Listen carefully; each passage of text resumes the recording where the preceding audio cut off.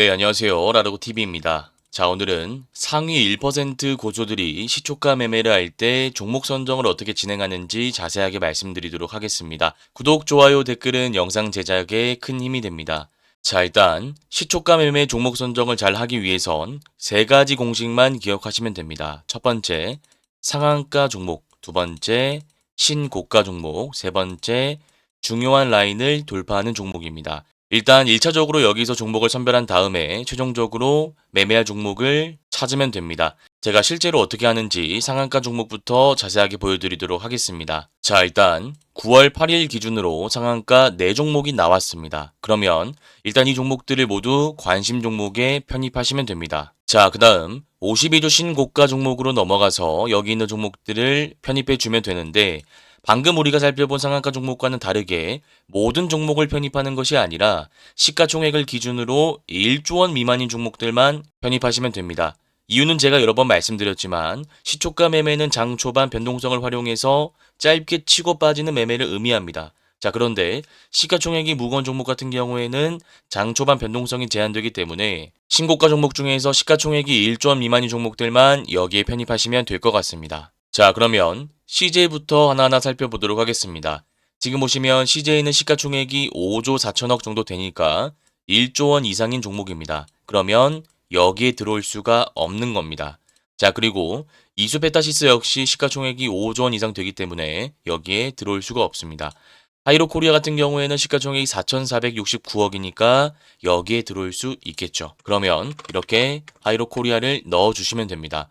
그 다음 오리엔탈 전공 역시도 5,100억이니까 마찬가지로 들어올 수 있습니다. 이렇게 한 종목 한 종목 체크하면서 관심 종목에 들어올 종목과 소거해야 될 종목을 구별해 주시면 됩니다. 자, 이렇게 신고가 종목 중에서 시가총액 1조 원 미만인 종목들을 모두 관심 종목에 편입했습니다. 약 11종목 정도 나오는 것을 알 수 있는데요. 지금 보시면 다 시가총액 1조 원 미만인 종목들입니다. 자, 그러면 이렇게 상한가 종목과 신고가 종목을 모두 관심 종목에 편입해 놨습니다.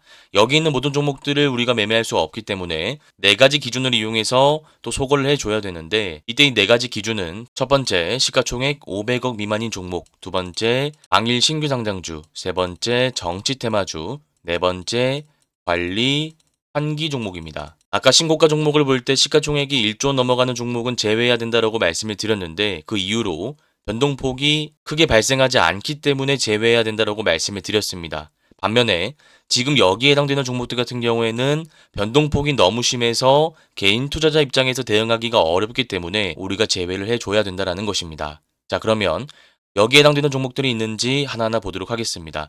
일단 시가총액 500억 미만 기준입니다. 보시면 KD 시가총액 205억입니다. 그러면 이 종목은 우리가 패스하도록 하겠습니다. 그리고 밑에 쭉 내려가 보면 베셀이라는 종목이 있는데, 이 종목 역시도 시가총액이 296억이다 보니까 우리가 패스를 해줘야 됩니다. 그 외의 종목들은 시가총액이 모두 500억이 넘기 때문에 그냥 남겨두시면 됩니다. 자, 그리고 당일 신규 상장주입니다. 지금 보시면 당일 신규 상장주가 없는 것을 알 수 있습니다. 그러면 여기서 제외할 종목이 없고요. 세 번째 정치 테마주, 그리고 관리 환기 종목인데, 지금 삼성MT 같은 경우에는 단기 과열이고 관리 환기 종목이 아니기 때문에 패스할 필요가 없습니다. 그리고 정지 시즌이 아니기 때문에 정치 테마주라서 제외할 종목은 없다라고 생각하시면 될 것 같습니다. 그래서 여기까지의 내용들을 제가 다시 한번 정리해 드리자면, 일단 우리가 시초가 매매를 잘하기 위해선 종목 선정하는 방법에 대해서 확실하게 알 필요가 있다라고 말씀을 드렸고, 그 기준은 첫 번째 상한가, 두 번째 신고가, 세 번째 중요한 라인을 돌파하는 종목이다라고 말씀을 드렸습니다. 우리는 지금 2번까지 진행을 해봤는데요. 일단 상한가 종목 같은 경우에는 그대로 가져왔습니다. 그리고 신고가 종목에서는 그대로 가져오지 않고 시가총액 1조 원 미만인 종목들만 가져와야 된다라고 말씀을 드렸는데, 그 이유는 변동성 때문이다라고 설명을 드렸습니다. 그래서 신고가 종목들을 1조 원 미만인 종목들만 여기에 편입시켰습니다. 자, 그리고 나서 네 가지 기준을 말씀드렸습니다. 첫 번째, 시가총액 500억 미만, 두 번째, 당일 신규 상장주, 세 번째, 정치 테마주, 네 번째, 관리 환기 종목이었습니다. 일단 첫 번째 기준에 의해서 KD, 베셀이라는 종목을 제외했고 나머지에 해당되는 종목들은 없기 때문에 그대로 남겨놨습니다. 자, 그러면 이렇게 여러 가지 기준과 원칙에 의해서 총 13종목이 살아남았습니다. 매매하기 위해선 조금 더 종목을 줄여야 되기 때문에 이때 매물대라는 기준을 이용해 볼 겁니다. 매물대라는 것은 어려운 개념이 아니라 말 그대로 개인 투자자가 물려있는 구간을 의미합니다. 쉽게 얘기해서 주가가 쭉 올라가다가 빠지고 나서 살짝 반등했다라고 가정해 보겠습니다. 지금 주가 위치는 여기가 됩니다. 그리고 직전 고점은 여기가 되겠죠. 자, 그러면 여기가 매물대가 되는 겁니다. 네모난 박스 안에 있는 사람들은 모두 물려있다라는 뜻이죠. 그래서 일단 시초가 매매 종목 선정을 할 때는 매물대를 모두 소화한 종목을 우선적으로 선별하는 것이 중요합니다. 이때는 일봉, 주봉, 월봉 매물대를 활용하면 되는데 제가 지난번에도 말씀드렸지만 예외적으로 상한가 종목은 제외하시면 됩니다. 이유는 간단한데요. 상한가에 도달했다는 것은 세력들이 바닥 구간 물량을 매집하고 나서 주가를 올렸다는 것이기 때문에 우리가 굳이 매물대를 보지 않고 그 상한가 패턴에 맞는 시초가 매매 전략을 수립할 수 있기 때문입니다. 그래서 이 매물대 기준은 상한가 종목이 아니라 여기 있는 신고가 종목들에 적용해 보도록 하겠습니다. 일단 하이로 코리아부터 살펴보겠습니다. 지금 보시면 일봉상 매물대는 모두 소화했습니다. 그리고 주봉상 매물대도 모두 소화했습니다. 자, 그런데 월봉상 매물대가 윗꼬리에 남아있는 것을 알 수 있습니다. 자, 그러면 기준과 원칙상 이 종목은 그냥 제외하도록 하겠습니다. 자, 그리고 오리엔탈 전공 보도록 하겠습니다. 지금 보시면 매물대를 일봉상 모두 소화했습니다. 여기 있는 사람들도 지금 수익 구간, 여기 있는 사람들도 수익 구간입니다. 일봉상 앞에 물려있는 사람들이 없다라는 것입니다. 자, 그리고 주봉상 매물대도 모두 소화한 것을 알 수 있습니다. 자, 그런데 월봉상 매물대가 너무 많이 쌓여있기 때문에 이 종목은 우리가 원칙상 패스하는 것이 맞다라는 것입니다. 자, 그리고 원익홀딩스 살펴보도록 하겠습니다. 마찬가지로 일봉, 주봉 매물대 모두 소화했습니다. 자, 그런데 월봉 매물대가 많이 남아있기 때문에 이런 종목은 시초가 매매 관점에서 우리가 제외를 하는 게 맞습니다. 삼성엠텍도 보시면 일봉, 주봉 매물대를 모두 소화했는데 월봉 매물대가 있기 때문에 이 종목도 그냥 제외하시면 되고요. KSB 역시도 일봉, 주봉 매물대 모두 소화하고 월봉 매물대가 많이 남아있기 때문에 그대로 패스하시면 됩니다. 유니테스트는 일봉 매물대조차도 소화하지 못했기 때문에 바로 패스해 주시면 됩니다. 자, 그리고 한라 IMS라는 종목을 보도록 하겠습니다. 보시면 일봉 매물대 소화하고 주봉 매물대를 소화했습니다. 그리고 월봉 매물대도 소화했기 때문에 이런 종목은 우리가 제외하지 않고 시초가 매매 관점에서 일봉 차트에 맞는 패턴을 적용한 다음에 타점을 잡을 수 있다는 결론이 나오는 것입니다. 그래서 이 종목은 아까 살펴봤던 종목들과 다르게 제외하지 않고 그냥 남겨두도록 하겠습니다. 자, 그 다음 PS 일렉트로닉스 보시면 일봉 매물대가 여기 남아있는 것을 알 수 있습니다. 보시면 지금 주가가 5,520원에 있는데 이 위로부터 물려있는 사람들이 앞에 있다라는 것입니다. 자, 그러면 매물대까지 지금 다 왔다고 하더라도 기준과 원칙에 의해서 그냥 패스하시면 됩니다. 자, 그 다음 1승 보도록 하겠습니다. 보시면 일봉 매물대 모두 소화했습니다. 자, 그런데 주봉 매물대, 월봉 매물대가 윗꼬리 부근에 남아 있습니다. 주봉을 기준으로 보자면 윗꼬리가 9월 5일 7,150원입니다. 그리고 지금 주가가 6,530원입니다. 매물대 코앞까지 왔다고 하더라도 기준과 원칙에 의해서 그냥 패스하시는 것이 좋습니다. 자, 그리고 마지막 종목 넥스트 바이오 메디컬입니다. 보시면 일봉 매물대 모두 소화했습니다. 그리고 주봉 매물대 모두 소화했습니다. 그리고 월봉 매물대까지 모두 소화했기 때문에 이 종목도 한라 IMS와 마찬가지로 그냥 남겨두도록 하겠습니다. 자, 그러면 최종적으로 우리가 매매할 수 있는 종목은 총 5종목이 나왔습니다. 화승 RNA, 동일 스틸럭스, CP 시스템, 한라 IMS, 넥스트 바이오 메디컬입니다. 자, 이제 이 종목들을 가지고 일봉 패턴을 분석해서 거기에 맞는 타점을 잡는 연습을 진행해 주시면 됩니다. 일단 화승 RNA부터 제가 한번 진행해 보도록 하겠습니다. 보시면 상한가에 도달한 종목입니다. 상한가 도달한 종목은 일봉 차트를 먼저 분석하는 것보다 분봉 차트를 먼저 분석하는 것이 유리한 측면이 있기 때문에 분봉 차트로 넘어가서 세 가지 패턴을 집중적으로 분석해 보도록 하겠습니다. 자, 보시면 첫 번째 상한가를 닫고 나서 한 번도 풀리지 않는 패턴이 있다라고 말씀을 드렸고요. 두 번째는 닫고 나서 풀었다가 바로 닫는 패턴이 있다라고 말씀을 드렸습니다. 그리고 세 번째는 닫고 풀고를 반복하는 패턴인데 3번 같은 경우에는 세력들의 물량 매집이 완벽하게 끝나지 않았을 때 나타나는 대표적인 패턴이라고 기억하시면 됩니다. 지금 화승 RNA 같은 경우에는 풀었다가 바로 닫았기 때문에 2번 패턴이라고 보시면 됩니다. 자, 그러면 1번, 2번은 시초가 매매가 가능하고 3번은 시초가 매매가 불가능하고 단기 스윙으로 가야 되기 때문에 화승 RNA는 일봉 차트를 분석하고 시초가 매매 타점을 잡을 수 있습니다. 자, 지금 일봉 보시면 바닥 구간에서 매집봉이 지속적으로 나오고 나서 세력들이 상한가를 만들어냈습니다. 자, 그런데 앞에 보시면 매물대가 조금 쌓여 있는 것을 알 수 있습니다. 가격적으로 분석해 봤을 때 약 4,000원부터 5,500원까지라고 우리가 분석할 수 있습니다. 자, 그러면 지금 상한가 구간으로 다시 넘어와서 전체적으로 분석해 봤을 때 지금 앞에 있는 사람들이 대부분 물려 있는 상태이기 때문에 여기서 일시적으로 물량을 소화했다라고 가정해도 갭이 높게 뜬다면 여기 있는 물량들이 한 번에 나오면서 주가가 빠질 가능성이 높습니다. 그래서 결과론적으로 말씀드리자면 이런 자리에서는 갭이 높게 뜰 때 들어가는 것보다 갭이 낮게 뜰 때 들어가서 매물대 중간까지 주가가 올라올 때 안전하게 상승 일파 구간에서 매도하는 것이 좋습니다. 네, 그래서 내용을 다시 한번 정리해드리자면 일단 상한가 종목은 일봉 차트를 먼저 분석하는 것보다 분봉 차트를 먼저 분석하는 것이 유리하다라고 말씀을 드렸고 여기에는 세 가지 패턴이 있다라고 설명을 드렸습니다. 첫 번째는 닫고 나서 쭉 가는 패턴이고요. 두 번째는 닫고 풀었다가 바로 닫는 패턴입니다. 세 번째는 닫고 풀고를 반복하는 패턴인데 1번과 2번일 때는 시초가 매매가 가능하다라고 말씀을 드렸고 3번일 때는 세력들이 물량 매집을 완벽하게 하지 못하기 때문에 일봉 차트를 분석하고 나서 단기 스윙 타점을 잡아야 된다라고 말씀을 드렸습니다.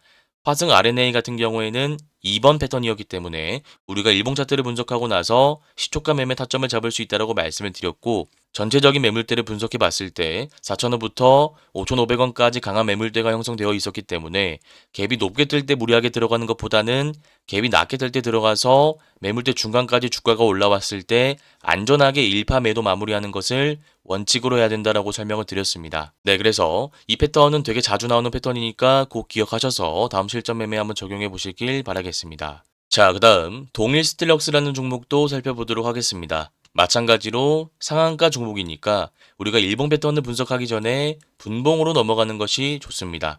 분봉 보시면 상한가를 닫고 나서 한 번도 풀리지 않았습니다. 그러면 아까 화성 RNA 같은 경우에는 2번 패턴이었는데 지금 동일 스틸럭스 같은 경우에는 1번 패턴이 되는 것입니다. 자, 그러면 시초가 매매 타점을 잡을 수 있기 때문에 일봉 차트로 넘어와서 구체적인 패턴 분석을 진행해 보도록 하겠습니다. 지금 보시면 바닥구가 매집봉이 연속적으로 나오고 나서 121선을 뚫는 상한가가 연속적으로 출현했습니다. 그리고 나서 상승 일파가 강하게 형성된 다음에 주가가 61선 부근까지 눌렸습니다. 그리고 나서 이평선 수렴 구간을 돌파하는 상한가가 나오고 나서 한 번 더 상한가가 나오고 상승 일파 구간에서 강하게 형성되었던 매물대를 소화하는 장대 음봉이 나왔습니다. 그리고 단기 박스권을 만든 다음에 상한가가 나오고 나서 또 상한가가 연속적으로 나왔습니다. 자, 그러면 마찬가지로 전체적인 매물대를 분석하고 나서 타점을 잡아봐야 되는데 지금 보시면 전고점을 강하게 돌파하는 상한가를 연속적으로 만들어낸 것을 알 수 있습니다. 말 그대로 여기 있는 매물대까지 모두 소화하면서 세력들이 강하게 주가를 올렸다라는 것입니다. 자, 그러면 이때는 우리가 두 가지 매매 전략을 수립할 수 있는데 첫 번째, 시가 갭이 낮게 뜰 때는 우리가 공격적으로 들어갈 수 있습니다. 그리고 두 번째는 시가 갭이 높게 뜰 때인데 앞에 있는 차익 물량들이 많이 나올 수 있기 때문에 지금 매물대를 소화한 시점에서는 우리가 분봉 V자 패턴을 적용할 수 있습니다. 쉽게 얘기해서 갭이 뜰 때 바로 들어가는 것이 아니라 주가가 눌리고 나서